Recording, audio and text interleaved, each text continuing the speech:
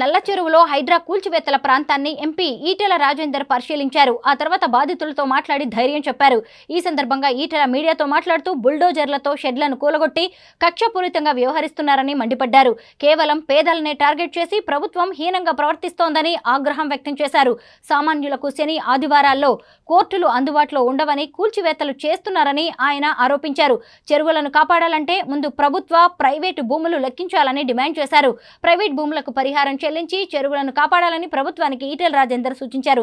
అంతేకాదు కూల్చివేతలతో రోడ్డున పడ్డ పేదలకు తక్షణమే ప్రభుత్వం పరిహారం చెల్లించాలని డిమాండ్ చేశారు. కాంగ్రెస్ ప్రభుత్వంలో కుమ్ములాటలు ఉన్నాయని, అవి బయటపడకుండా ఉండేందుకు హైడ్రా పేరుతో డైవర్షన్ చేస్తున్నారని విమర్శించారు. హైడ్రా పేరుతో పేదల భూములు లాక్కోవడానికి రేవంత్ రెడ్డి జాగీరు కాదన్నారు. చెరువులు, వాగుల రక్షణ కోసం అవసరమైతే భూసేకరణ చేపట్టాలని డిమాండ్ చేశారు.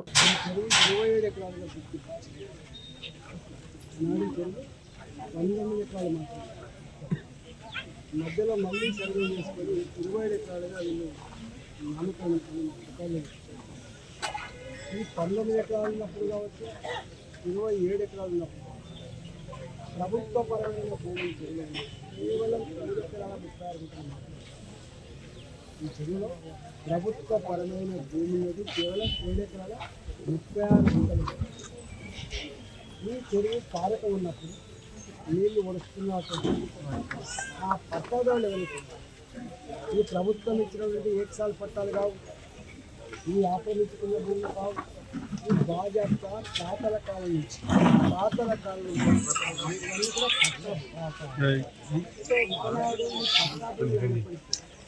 చెరువులు కాబట్టి చెరువులు రైతులు ఫ్లెక్సీ ఫిల్టర్స్ వచ్చింది.